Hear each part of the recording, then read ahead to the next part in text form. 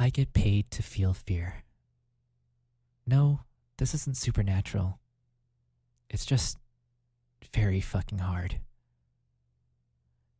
I'm paid to be afraid. It's the combination of senses, rather than any individual part, that probes the innermost folds of my brain to elicit the kind of terror that most of humanity left behind a few millennia back. The smell creeps, though, even past the mask. The worst is smoldering cadavers, sizzling with a smoky sweetness that's driven me away from outdoor grilling. The heat. That much is obvious, but no one understands what heat really is like until the floor below you is on fire. Flames licking your feet no matter where you stand. The feeling? It's fatal for claustrophobics.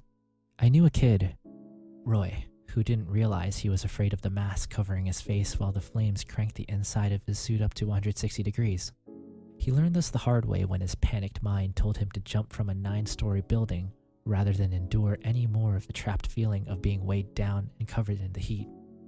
But it's the sound that gets inside my head, takes its claws into the soft gray matter that latches on like a song stuck on repeat.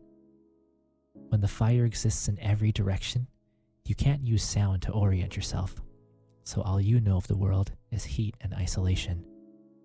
People are quick to point out that most buildings have strict fire codes, so they don't need to worry about getting caught in an inferno like they did 50 years ago. They're comforted by statistics. Tell that to Roy's mother. She had a fatal heart attack 6 months after she insisted on seeing what was left of her son when his head had cracked open like a cantaloupe. Running, lungs burning, adrenaline pushing forward the edge of panic that my mind calmly held at bay while using the stress to move forward. Darkness punctuated by flame, smoke. I was checking the perimeter of a 3-story house while the rest of my crew ran inside. There was no think, just do. People die while others ponder. We had to get our thinking done ahead of time to seep it deep into our bones so that we could only react without wasting a single moment, wondering if we'd regret any given decision forever. I'm going to fucking die. I stopped and looked up. A young woman was leaning out of the 3rd-story window, smoke pouring over her head. Fire was belching from the 2 windows on either side of her. She had maybe a minute before the conflagration would consume the spot where she stood. "We're coming for you. Just calm down and you'll be fine." I lied. Lying is kind sometimes. She coughed. "Can you catch my daughter?" she wailed, already losing strength. My blood ran cold. I ignored it. "Hang on. They're coming up to get you." "The fire's already behind me. I'm not getting out," she wheezed. She was right.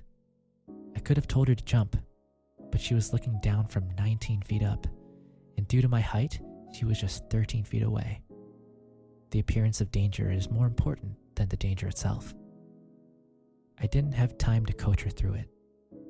She held out a bundle. I decided I had to.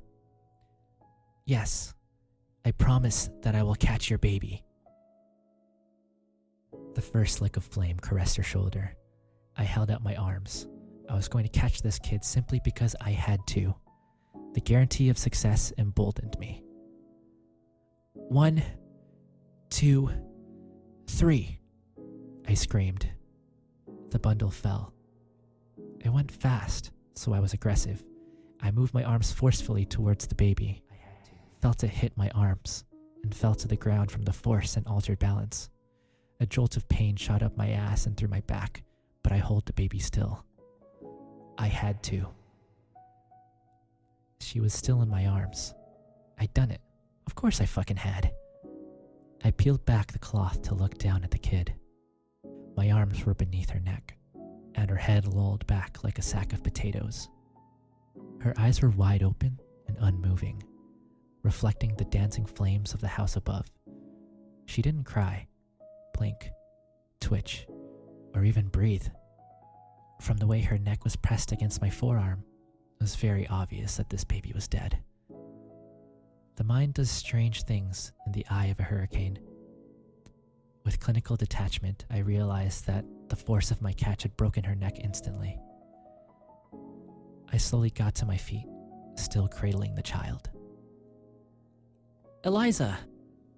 A distant scream penetrated my thoughts, because it was laden with even more terror than I was feeling in that moment. I looked up dazedly. The woman from the window was running towards me. Her clothes and hair were scorched, but she was alive. 2 firefighters trotted just behind her. Clearly, they had gotten her out just in time. My lie had been a truth. I'd never have suspected as much. I truly believed that the recovery team would have to peel her charcoal corpse from where it had fused to the bones of the house. They do it all the time, and usually only leave a little bit of grilled human behind without telling the next occupant. I brought my thoughts back to the woman. She was sprinting, still smoking, wanting to hold the only part of her life that hadn't just burned to ash. She believed that this reunion was about to be the best moment of her life, not realizing that she would never experience happiness in the same way after she'd realized what I had done.